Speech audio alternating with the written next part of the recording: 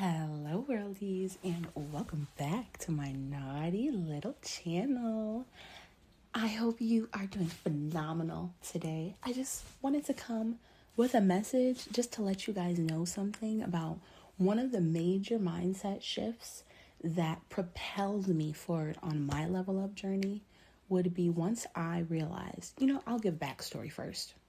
Stay to the end of the video if you want a hack that if you make it seems simple, but it requires so much discipline and self accountability that you're going to want to click off this video because you don't want to even have this information. You don't even want to have to know that, oh wow, there is a way out of my misery. Oh wow, it's not just the system, it's just me. Okay. I remember being in a point in time, before I started creating content and everything, and this is before, this is just a while ago, I remember being in a place in my life before where I used to feel like afraid of being perceived, afraid of being seen, because what I had been experiencing was this cyclical type of pattern in my life. Just cycles of me shining and me feeling like somehow in some way I got punished for that shine. And so then I was basically conditioned into dimming my light. I think sometimes if you go, depending on how old you are, if you go back as far as you can remember and really think about your personality over time, sometimes you don't even realize that your personality that you have now is not even your authentic personality. You've got a conditioned personality.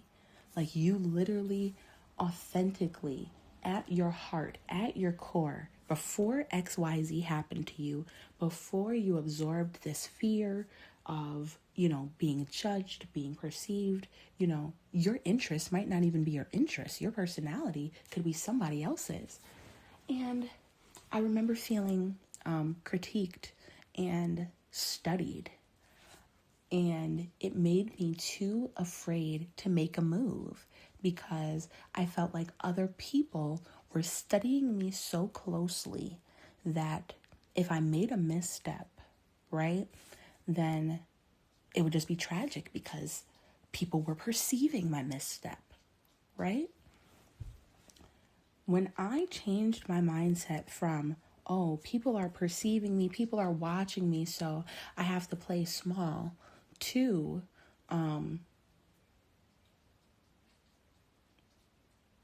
wait a minute, they're studying me? Like I'm worthy of being studied. People study art, people study music, history, literature, wars. They study space, the stars, science, chemistry. People study these whole things. There are so many people currently who are in insane amounts of debt due to their studies. We, as a society, we normalize going into insane amounts of debt and studying. As a child, you're studying. As an adult, usually you're going somewhere else and then you're studying. But then it's they're studying you. Why are you not just studying yourself more?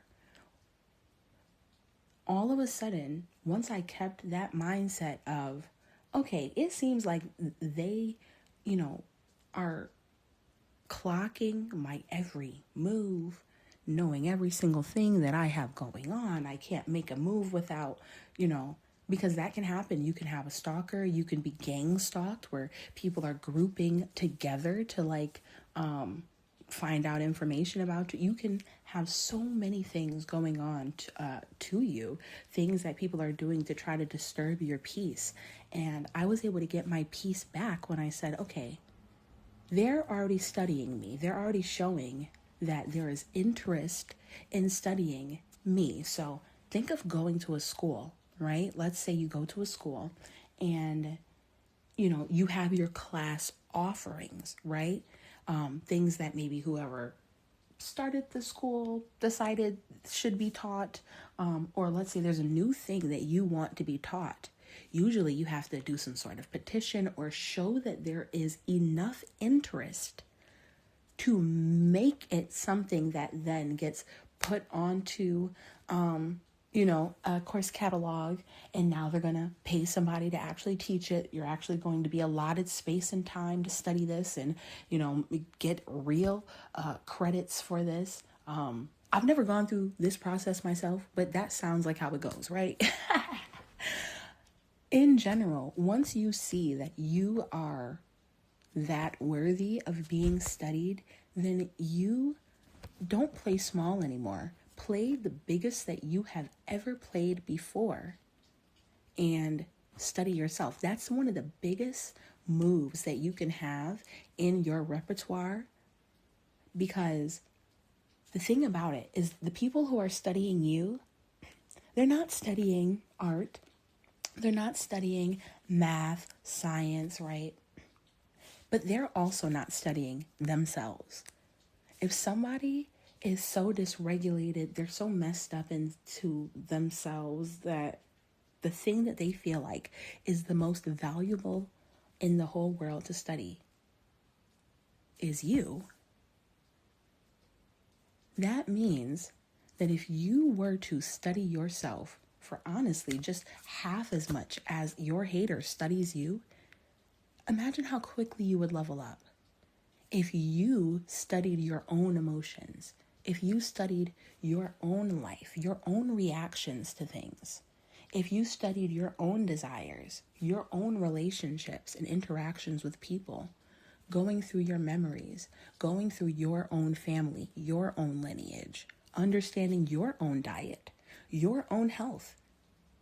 This channel's for women, your own reproductive system. If you understand your own body, your own mind, your own heart and spirit, the level of mastery that you're able to achieve over yourself is absolutely insane. And the reason people don't want to do this is because it's so much easier to pluck any, girl who's famous in the game, killing it right now, Tyla.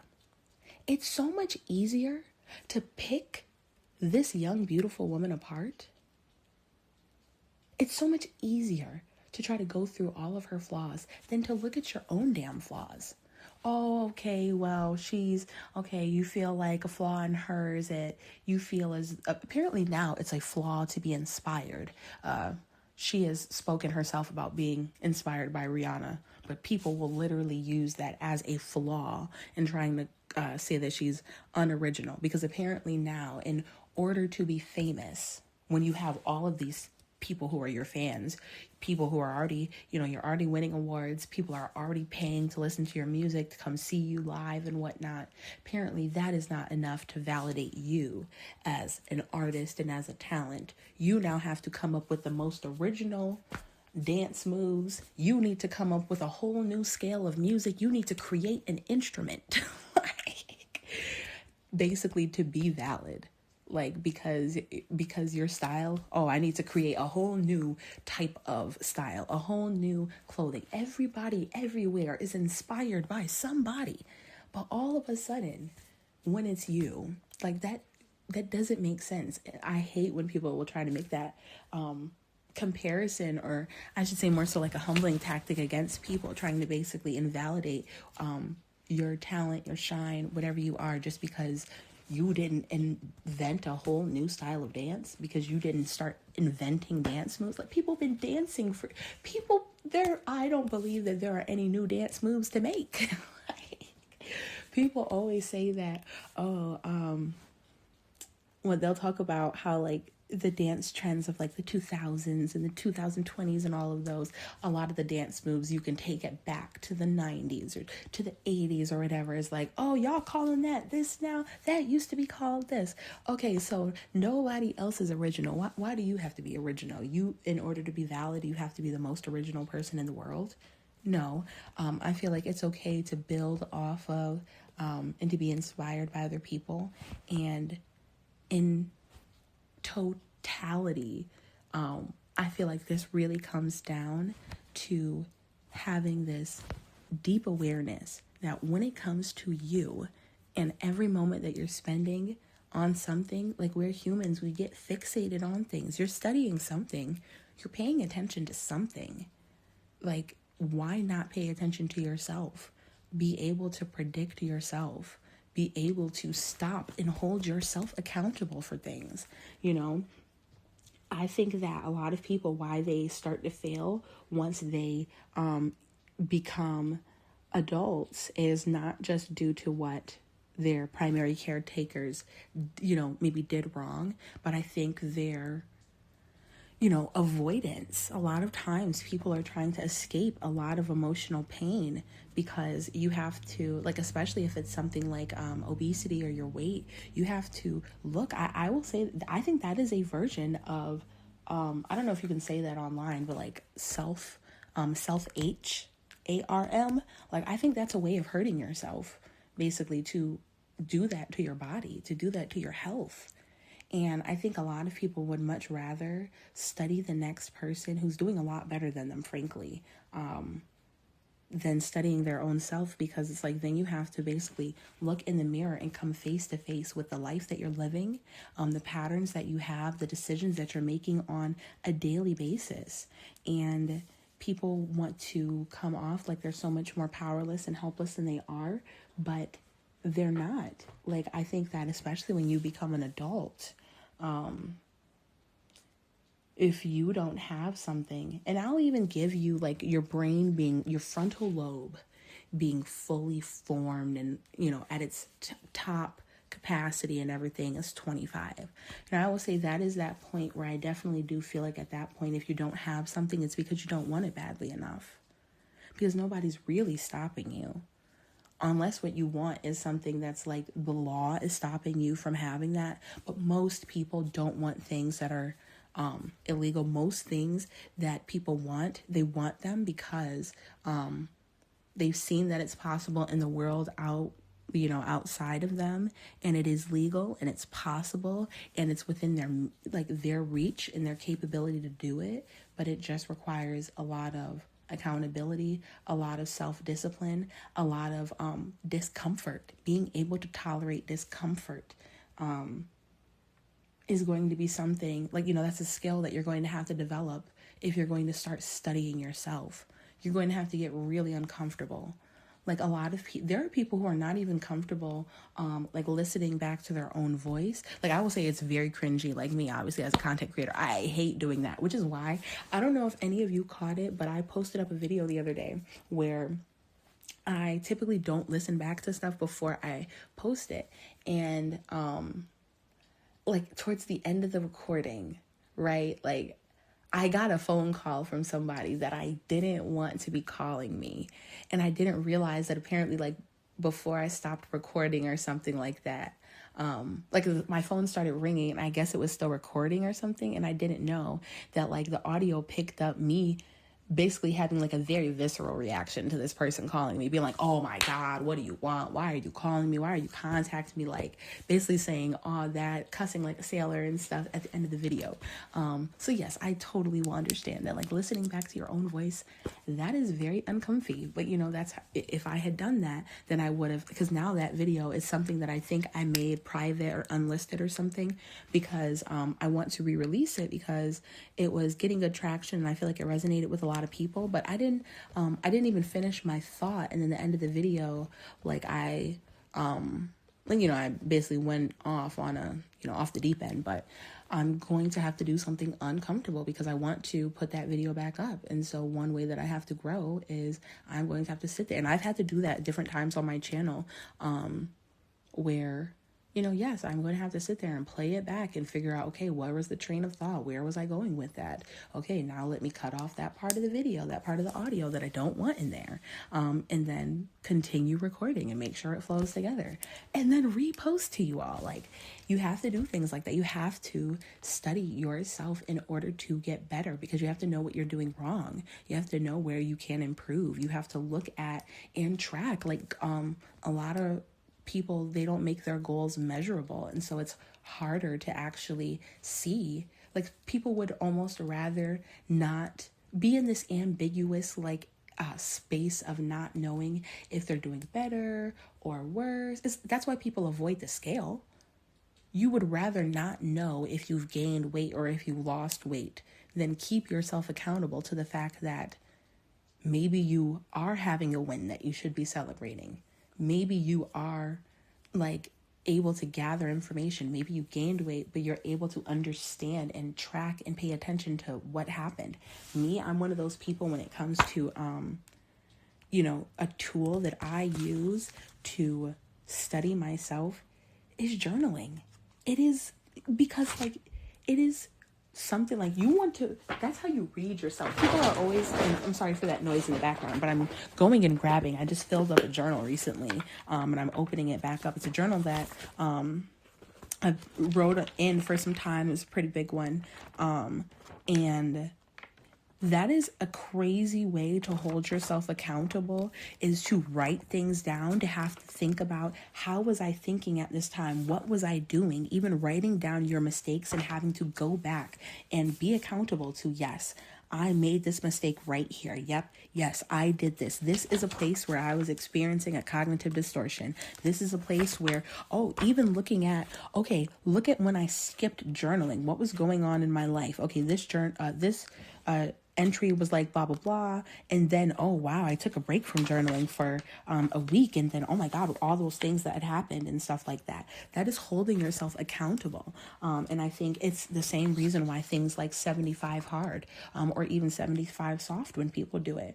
Yes, you have to take a picture of yourself every day, because a lot of people would love to go to the gym every day and never take a picture of themselves and just feel like they're doing the work and feel like they're improving. But no, actually, when you're taking that picture every day, you have to be accountable to the fact that, like, okay, yeah, I went to the gym every day this week, but in that time, what was I doing in that time? What was I doing outside of the gym?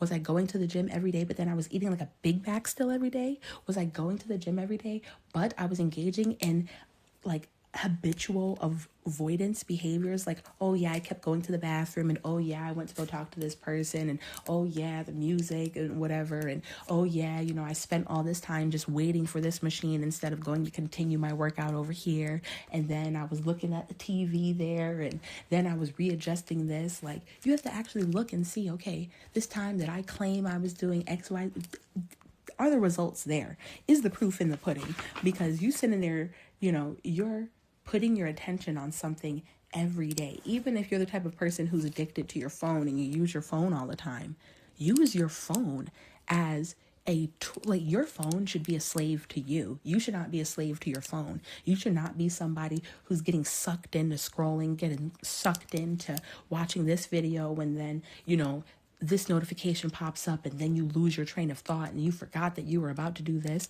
No, your phone should be your slave. You bought this phone. Just the same way that, that's kind of morbid to say, but yes, back in the day, people were buying slaves. You bought your phone. Make your phone your slave.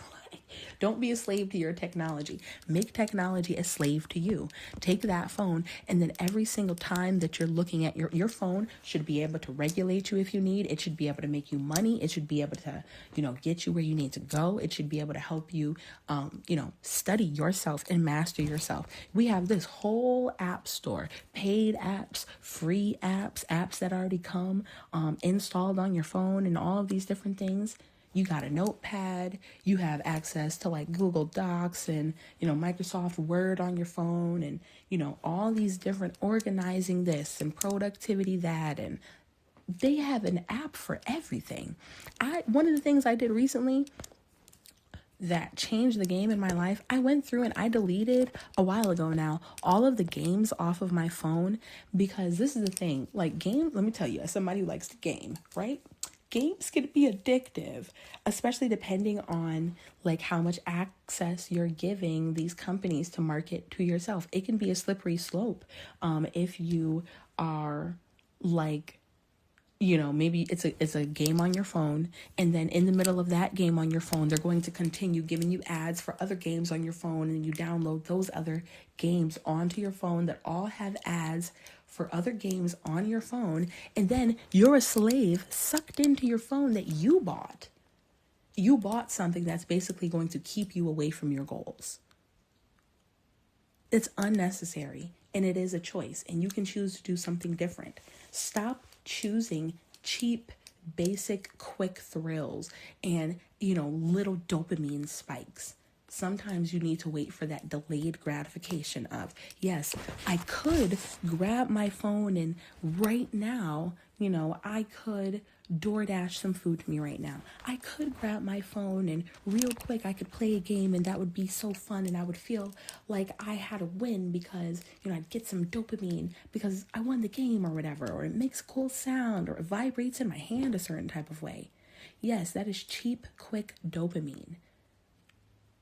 It's much better to, when you're trying to be the type of person who is not going to be a hater, when you're trying to be the type of person who's going to live a life that you love, a life that you don't need to try to escape from. So many people are trying to escape their life through XYZ other thing. They're studying how to beat this game. They're studying how to find all the Easter eggs in this game, when it's like, do you even understand your own emotions? How are you feeling right now? Oh, you can't tell me? You should be able to tell me. Because if you don't know how you're feeling right now, these people who lack emotional intelligence of themselves, they lack social intelligence, they lack basic knowledge of their own health, they don't understand their own patterns, they don't understand their subconscious beliefs that they're acting on a regular basis. Those are the people who then it's too much emotional pain. They cannot tolerate the distress of for me, it is hard. It's hard having to keep all of your journals and having to be accountable to yourself. Having to go back and let's see, when did I first start writing in this journal? This was, whatever time. This is an old journal that's been filled up. But looking at even how long does it take you to fill up a journal? That can be something where you get to see, oh, wow, I've not been holding myself accountable or as accountable as I should be. Having to look and say, oh, I said I was not going to do this, and then I did this. I said that I was going to do this, and it never happened. I said that I was going to work on this. I said that this was a goal, and I didn't reach it. Going through like that, it brings you to a whole other level, and people don't want to have to do that, because when you're going through this, even just like yesterday, I was in a mood where I was like, oh wow, I'm craving something sweet right now. And then because I'm the type of person where I'm holding myself accountable to my own words, my own goals, my own desires that I claim that I have, right? Then I'm like, I don't have to have a personal trainer. I don't have to have a nutritionist at this moment, which I think that those are amazing things to invest in. And if I had more money, I probably would invest in them right now. But don't make it to the point where you're doing nothing in the meantime. You should be able to have your own impulse control to say, what I did was, instead of going to grab something sweet that was unhealthy, I just grabbed something else I just grabbed fruit. And then I really had a conversation with myself really quickly and been like, the same way that, your trainer or your nutritionist might say to you, but somebody who's going to really hold you accountable and keep it real, because I've been studying myself. So I'm like, wait a minute. I thought you claimed that you want to keep on the same path that you've been on. I thought you claimed you don't want to be sabotaged by anybody else and you don't want to sabotage yourself. I thought you claimed you just wanted something sweet. Is fruit not sweet? You have to, because at this moment I didn't even have anything like big back in the house to eat on. So I'm thankful that I'm in a body to where it's nothing for me to get up and go get something. But then I was also thinking, I was like, okay, so we're going to lie to ourselves and say that we just wanted something sweet. And that's why we have to leave the house and go get XYZ amount of calories. That doesn't even make sense. You have to hold yourself accountable, especially when you're sitting there and you're writing every day your goals. You're writing every day your desires and the life that you claim you want. A lot of people, they'd rather leave their desires and all of those things in the abstract, because when you really get real and claim to yourself and write down, this is actually what I want, then you are the only person sitting there holding yourself accountable sometimes to be like, but I thought we wanted this. So why would we make that other decision but you just wrote it right here though. but you just made yourself aware of that. Like, why would you? And that's what it is. And sometimes you have to just think about, with your time, what are you doing? And you're going to be doing so much better than other people if this is what you're doing with your time, instead of just sitting there on games, instead of just sitting there studying the next person over and being a hater, instead of trying to invalidate the next person's experience, instead of sitting there trying to like cyberbully people or cyber stalk people, all these things, that freaking weird things that people are out here doing. But I want to know what you all think about this, and I want you to let me know down in the comments below. Do you notice ways in which you are studying things other than yourself?